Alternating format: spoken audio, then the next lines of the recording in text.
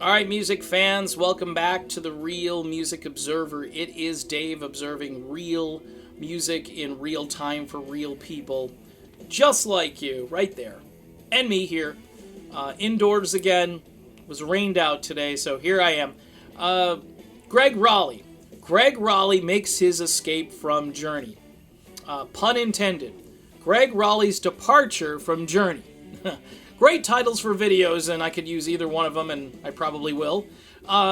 Look, Gregg was having a great time during Evolution.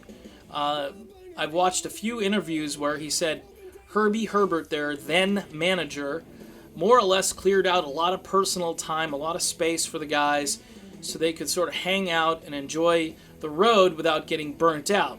During Infinity, they were just touring relentlessly, breaking in Steve Perry and now garnering a huge fan base because of Perry and really getting booked all over the place.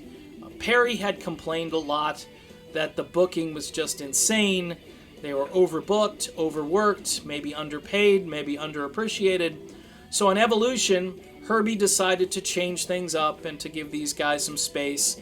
And there's even footage that I, saw on YouTube where the band was out there playing softball and having a great time and relaxing and making contact with the softball on every swing.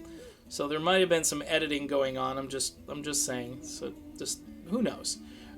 Neil Schon running down the first baseline was kind of fun to watch. But getting back to Rolie, so Rolie says that when he left the band, he was tired. He was touring too much. Had been touring for years.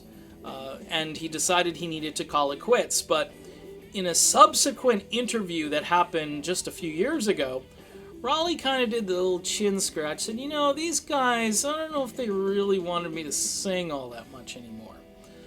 And that leads into the fact that Neil Schon is out there, and he's recruited both Rolie and Dean Castronovo, who's no longer in Journey, to do a benefit concert for the fire victims in California. It's coming up on February 9th, and it's the most talked about thing right now in Journey Nation. Everybody wants video, audio, DVDs. This is a big deal, and it's for a good cause.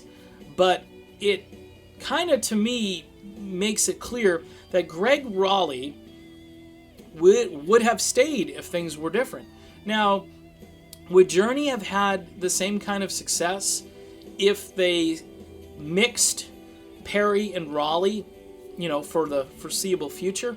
Don't know, because Kane comes in and he writes these amazing songs with Perry. But maybe with Rolie there, they continue more on a classic mainstream rock vein, and they keep going through that, like they're on rock stations more than the top 40 stations, but they still enjoy a great career with Gregg and Steve going back and forth. I really miss the Gregg and Steve interactions. Nobody else really could sing in Journey. Neil did a little bit, and he also, recorded solo. But vocally speaking, Gregg Rolie had a great voice. He had a completely different style, deep sort of singing voice, rich, mystical kind of sounding voice. Whereas Perry was like Sam Cooke, and who else?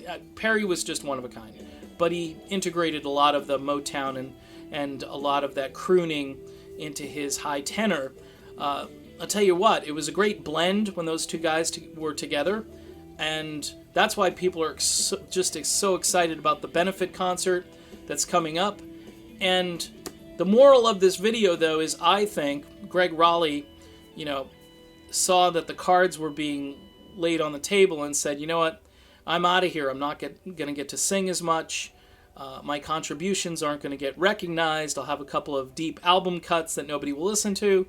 And then, that's the end of that. And so allowing Steve Perry to sing every single song did two things. It guaranteed that Journey would be successful, but it also helped burn Steve Perry out. It would be great if Dean Castronovo had come along maybe a little bit sooner, because maybe, just maybe, he could have taken some of that pressure off of Perry if he were the drummer way back when. But he was out with like Blue Oyster Cult touring on their Fire of Unknown Origin tour, I believe at the time, as an opening band. I forget the name of the band, but Dean told me about this, and I remember reading it somewhere as well.